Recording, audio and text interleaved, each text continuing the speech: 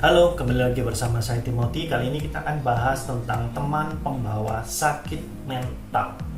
Ada nggak sih cirinya atau seperti apa polanya sehingga membuat mental kita nggak nyaman?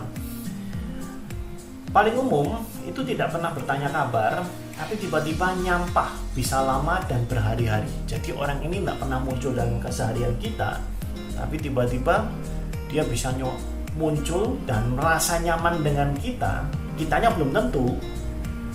Dan nyampah itu misalnya dia sedang buang penatnya dia, buang kecemasan, kegalauannya dia kepada kita, bisa dengan telepon atau minta ketemu, ngobrol berjam-jam. Dan kemudian biasanya ini jarang untuk bertanya kabar kamu gimana, keluarga kamu gimana, langsung aja nyerocos. Paham ya? Berikutnya, saat bersama kita, fokusnya sama orang lain. Jadi, ini kita lagi berdua nih, tapi dia mungkin sibuk sama handphonenya, telepon sama yang lain, bahkan bikin janji di tengah janjian dengan mereka. Maksudnya janjian ketemu hari itu juga.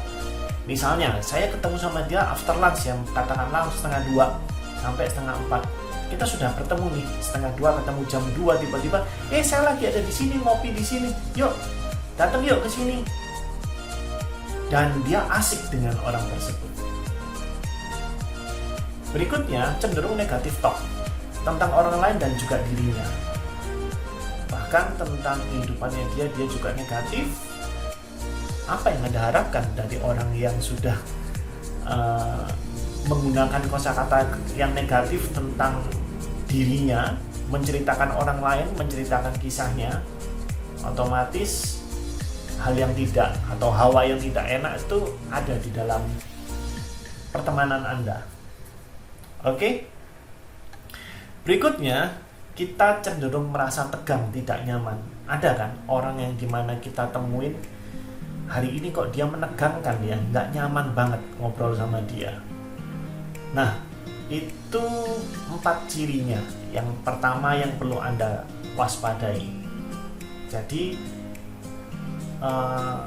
Anda tiba-tiba, orang ini biasanya nggak apa-apa, tapi kenapa belakangan ini kalau saya sama dia mesti tegang dan tidak nyaman? Masih ada berikutnya lagi, contoh atau ciri-ciri berikutnya lagi yang biasanya dirasakan.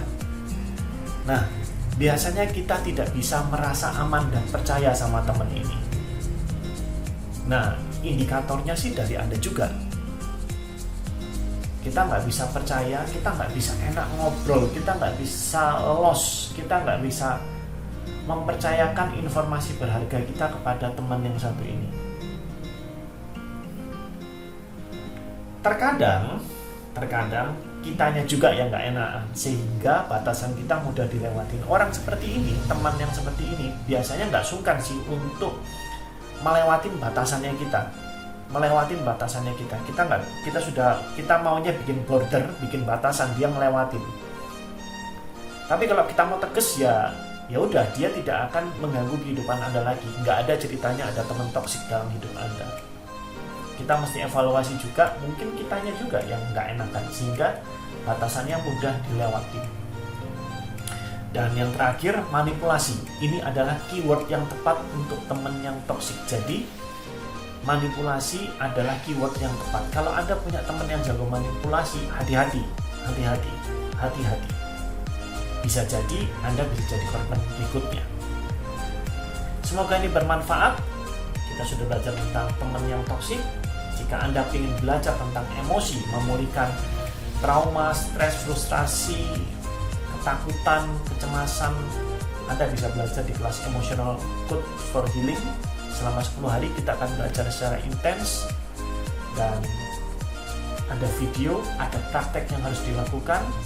Anda bisa cek infonya, klik link yang sudah disediakan di bawah. Nanti admin akan memberikan ebook, materi, dan juga video edukasi lainnya lagi.